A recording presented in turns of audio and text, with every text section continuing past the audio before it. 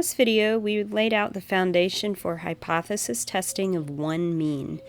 And in the next couple, we're going to work through an example of that process. So in our particular example, we have 6-gill sharks sampled in the Puget Sound. They were measured and sexed, and we have the research question here. Do we have significant evidence that adult males are smaller on average than females? We're going to examine this by using both a hypothesis test and a confidence interval. So we have our data summarized here. The first thing I would do is define your two groups. I'm going to call females group 1, males group 2. You absolutely may do this the other way around. It makes no difference. Just choose group 1 and group 2 and keep that consistent throughout your working of the problem. So just a reminder on some notation. N is our sample size, so 51 would be N1, the sample size of group 1. 26 would be our N2, sample size of group 2. The next column provides our means from the data, so X bar is the mean. We're going to add the subscript to say which group, so 3.7 is X1 bar, X2 bar is 3.2, and then standard deviations from our sample, that notation was S, and we add the subscripts to say which group we're talking about. Alright, so let's check out the hypothesis test first. So first up, let's state our hypotheses. As always, we need both of these, so HO and HA. Since we have two means, I'm going to say mu1 and mu2. And our hypothesis should always, our null is that the two groups are the same. So in plain English, this is saying the average length of female 6-gill sharks is the same as the average length of male 6-gill sharks. Our alternative hypothesis is the research question. Here we're saying, is there evidence that adult males are smaller? So here, be very careful of the sign here. Males, we said, was group 2, so mu2 should be smaller. Don't just read smaller and write a less than sign. In fact, it should be greater than in our problem. Group 1, or females, should be longer on average than group 2, or males. So this is our sign according to the research question. Our next step, let's compare the evidence or the data to that research question. So since this is for means, we're using tcalc, and we have the difference in the data. So group 1 had a length of 3.7 meters. Group 2 had a length of 3.2 meters. I'm going to see how far this is from the null hypothesis. The null hypothesis says there is no difference. Male and females are the same length on average. So again, I'm going to write this -0. It's not required that you write it down, but I like that emphasis again of 0.5 meter difference in the data versus the assumption of no difference. Then we're going to divide by the expected variability from sample to sample.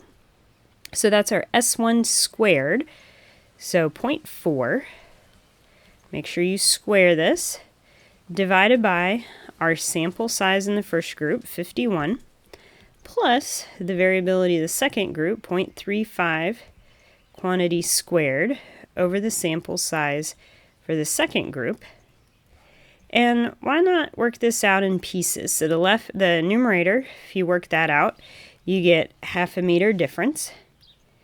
And then the denominator, I worked this out ahead of time, but I'm wondering if maybe I forgot to square those s's in the denominator. So let's work back through and check this out. All right, I got 0.08859.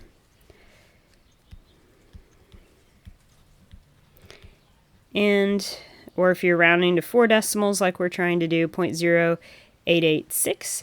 And if you put all that together, I get a test statistic of 5.6438.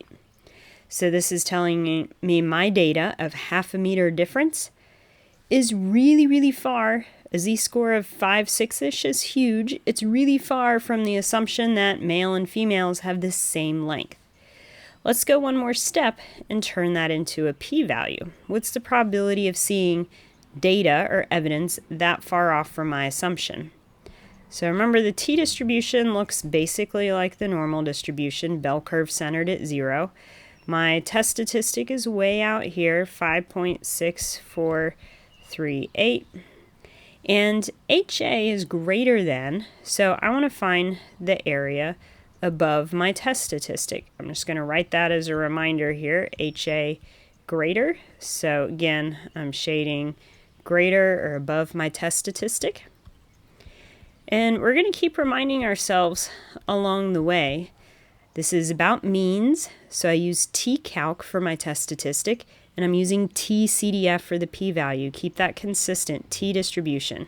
So t-CDF, I want to find this area above my test statistic, this area I shaded. So let's check it out, 5.6438. Out to infinity, your favorite big number plug in here. If that's all you put, you'll get an error. Remember, we need a third parameter that tells us how much wiggle room we have in the tails.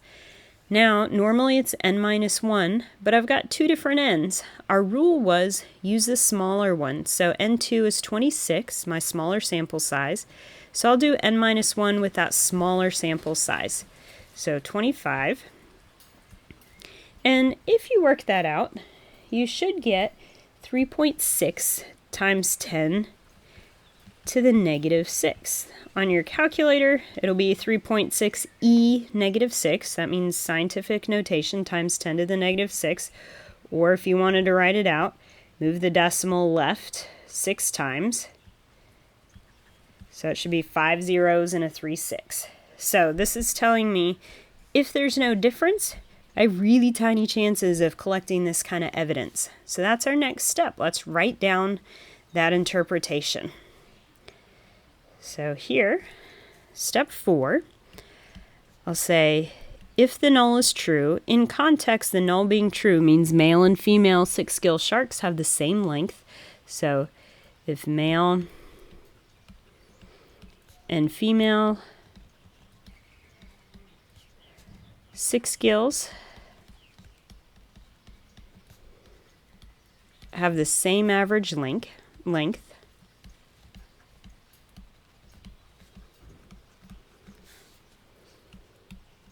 Okay, so as a reminder, that statement is telling me the null is true. That's just HO in context. Then we're going to see our data this percentage of the time. Remember to multiply by 100 to make it a percentage. So we would see our data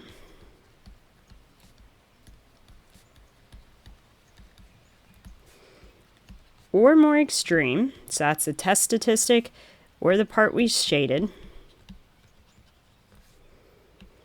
And I'm going to multiply by 100, so 0.00036% of the time.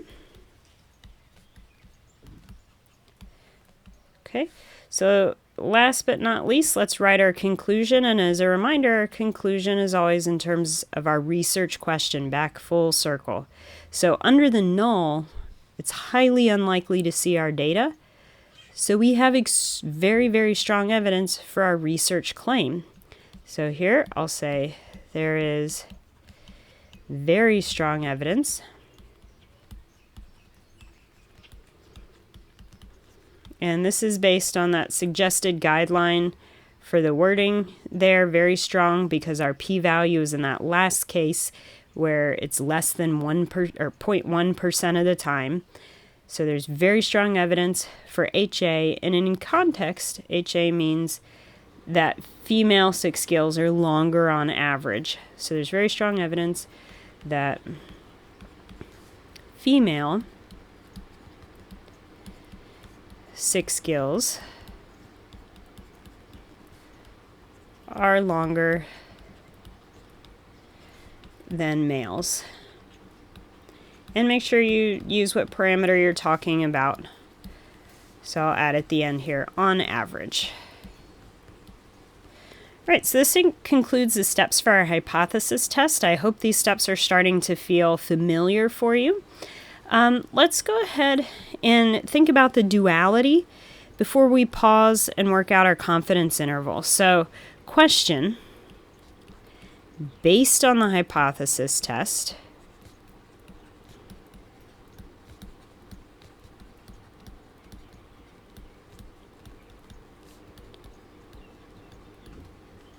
okay, do we expect 0 to be in our confidence interval?